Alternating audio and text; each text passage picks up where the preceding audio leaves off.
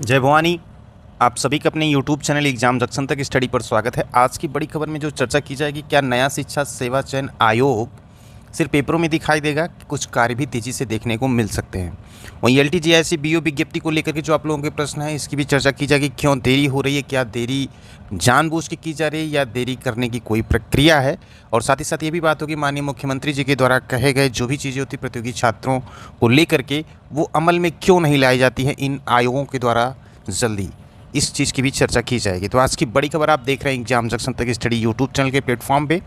अगर चैनल को अभी तक सब्सक्राइब नहीं किया तो चैनल को सब्सक्राइब कर लें, साथ ही साथ बेल आइकन को प्रेस करें इस प्रकार की लेटेस्ट और ऑथेंटिक इन्फॉर्मेशन प्राप्त करने के लिए, और अपने फ्रेंड को भी शेयर करें।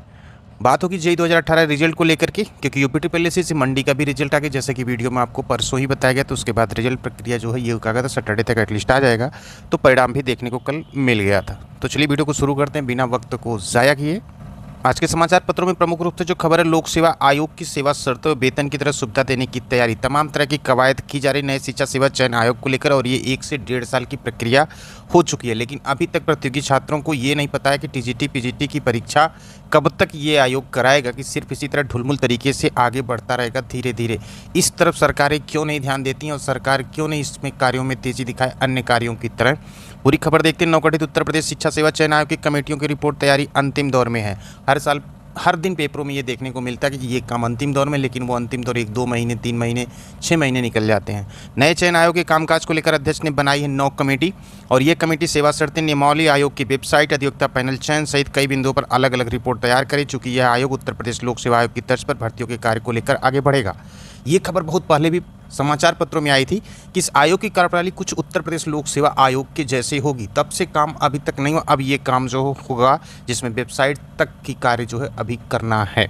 इसलिए माना जा रहा है कि अध्यक्ष उन सदस्यों के वेतन और सुविधा सहित सेवा शर्तों को भी उसी के अनुरूप अंतिम रूप दिया जा सकता है। फिलहाल अभी चयन आयोग के विज्ञापन में निर्धारित वेतनमान के कम में ही भुगतान किया जाएगा। पहले अपने पक्ष की देख लेंगे, उसके बाद जो है फिर जो है इसको लेकर के कमेटी बनेगी, फिर उसके बाद निर्णय होगा परीक्षा कब तक हो सके। आगे खबरों में है, बेसिक से लेकर के एडेड माध्यमिक, उच्च एवं तकनीकी शिक्षण संस्थानों में शिक्षक भर्ती करने के लिए गठित है ये उत्तर प्रदेश शिक्षा सेवा चयन आयोग। अब समझ सकते हैं कि किस तरह से जो है ये भारी भरकम आयोग है। अगर इस तरह से धीमे गति से कार्य होता रहेगा तो कितना लंबा समय लग सकता है। जिसको बेसिक भी भर्ती करानी है, एडेड की भी भर्ती करानी है, उच्च की भर्ती करना, तकनीकी की भर्ती भी करानी है, इन तमाम तरह की भर्तियों की प्रक्रिया को पूरी करनी है उत्तर प्रदेश में नए शिक्षा सेवा चयन आयोग को। और इस भारी भरकम आयोग में अगर कार्यों की प्रगति देखेंगे तो बहुत ही धीरे तरीके से हो रहा है, जो कि प्रतियोगी छात्रों को जो इससे आशंका के बादल छाए हुए हैं कि परीक्षा कब तक ये करा सकता है आयोग, और कब तक जो है यूपी टेट की परीक्षा को लेकर के, नए भर्ती को लेकर के कब तक हो सकता है। ये सारे सब कुछ जो है क्वेश्चंस प्रतियोगी छात्रों के जेएन में है।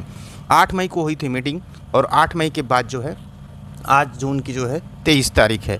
प्रयागराज के एलनगंज स्थित उत्तर प्रदेश शिक्षा सेवा चयन आयोग के कार्यालय में कार्यवाहक अध्यक्ष एवं प्रमुख सचिव उच्च शिक्षा MP अग्रवाल ने 8 मई को सभी 12 सदस्यों व अधिकारियों के साथ बैठक की थी, और इसे मंशा जाहिर की थी कि यह आयोग लोक सेवा आयोग की तरह कार्य करेगी। इस कारण लोक सेवा आयोग की कार्यप्रणाली को जो है यहाँ पे जो है फॉलो किया जाएगा। जो भी चीज़ें लोक सेवा आयोग है तो उसी तर्ज पे जो है कमेटी बनाकर उसके संदर्भ में कार्य किया जा रहा है। कुल मिलाकर जो है शासन स्तर से, आयोग के स्तर से प्रतियोगी छात्रों को लेकर के जो निर्णय है अभी तक वो जो है सिर्फ कागज़ों में दिखाई दे रहा है, और अभी तक वो धरातल पर नहीं दिख रहा है। यानी कि परीक्षाओं को लेकर के इससे अब यही लग रहा है कम से कम 3 से 4 महीने का वक्त लग जाएगा इन सारी प्रोसेस को कंप्लीट करने में।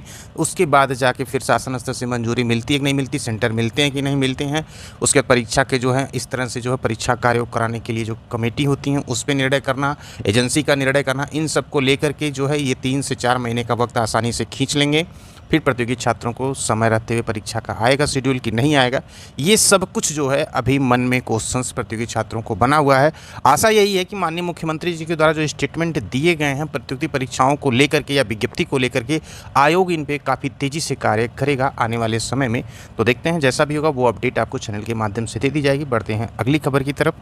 अगली खबर उत्तर प्रदेश लोक सेवा आयोग से LTJIC BO की विज्ञप्ति को लेकर के जो है अध्याचन 1 से 1.5 साल से पड़े हुए हैं। लेकिन क्या वजह है कि विज्ञप्ति अभी तक उत्तर प्रदेश लोक सेवा आयोग के द्वारा नहीं जारी की जा रही है, ये भी प्रतियोगी छात्रों के मन में बहुत बड़ा सवाल उठाता है कि क्यों नहीं जारी किया जा रहा है। शासन स्तर से सिर्फ एक चीज़ को जो है क्लियरिफिकेशंस करने के लिए इतना वक्त क्यों लगाया जाता है? क्या जानबूझकर समय को टाला जाता है? प्रतियोगी छात्र क्या इतने अनजान है कि उनको नहीं पता है कि उसमें करना क्या है? बार बार जो है आयोग की तरफ से जवाब यही मिलता है कि शासन स्तर से मंजूरी। अब शासन स्तर से माननीय मुख्यमंत्री जी ने कहा कि इलेक्ट्रॉनिक माध्यम से तत्काल जो है मंजूरी जो दी जाए, उसके बाद विज्ञप्ति जो निकाली जाए, जो अध्याचन पड़े हैं उसको जल्द से जल्द भेजा जाए।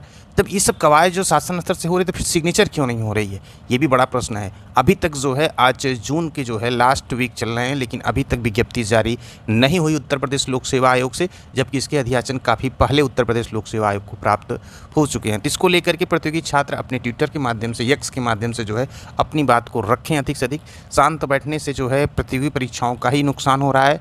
समय उनका जो है एक एक दिन का इम्पॉर्टेंट है। सरकारें अपने काम में व्यस्त हैं, आयोग अपने काम में व्यस्त है, कहीं वेतन को लेकर के, कहीं सदस्यों को लेकर के, कहीं वेबसाइट को लेकर के, तमाम तरह की चीज़ें हैं। लेकिन प्रतियोगी छात्रों को जो एक अदतन ज़रूरत होती है कि एक साल में कोई एक विज्ञप्ति आयोग अगर जारी करता है, समय रहते उसकी परीक्षा करा दे। बस प्रतियोगी छात्र इतना चाहता है, न कि वो ये चाहता है कि हमको 10,000 1 लाख वैकेंसी दीजिए।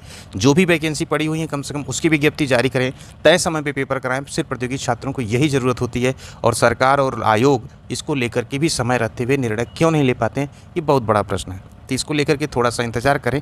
हो सकता है कि जो है विज्ञप्ति जो है जुलाई के मिड तक जो है देखने को मिल जाए उत्तर प्रदेश लोक सेवा आयोग से। लेकिन आपका जो अधिकार है वो एक्स के माध्यम से आप अपनी बात को रख सकते हैं। अब बात कर लेते हैं जो कि टीजीटी परीक्षा के बारे में आपको पहले ही बताया कि उसका निर्णय कैसे कब तक हो सकता है। अब पेपर लीक को लेकर के सरकार बहुत ही सख्त हो गई, नियम भी लागू हो गए केंद्र सरकार और स्टेट गवर्नमेंट दोनों, क्योंकि पेपर लीक की प्रक्रिया जो है एक गले की हड्डी के समान जो है सरकार के सामने उपस्थित है, क्योंकि तमाम तरह के पेपरों को तत्काल कैंसिल किया गया है। अब इसको लेकर के अधिकारियों पर जो है सख्ती दिखाते हुए उनको भी पनिशमेंट करने का प्रावधान किया गया नए नियमों में, और किसी प्रकार से पेपर लीक को जो बर्दाश्त सरकारें नहीं करेंगे। ये बहुत ही अच्छा निर्णय है। अब इसको अमल में लाने के लिए जो है सरकार तेज़ी के साथ कार्य भी कर रही है।